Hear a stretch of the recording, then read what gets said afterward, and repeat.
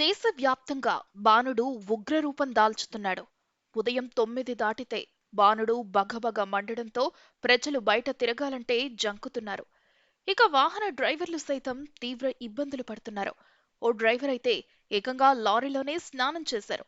Steering పక్కన bucket పెట్టుకొని స్నానం చేస్తూ డ్రైవింగ్ చేశాడు. దీనికి సంబంధించిన వీడియో సోషల్ మీడియాలో ప్రస్తుతం వైరల్ అవుతుంది.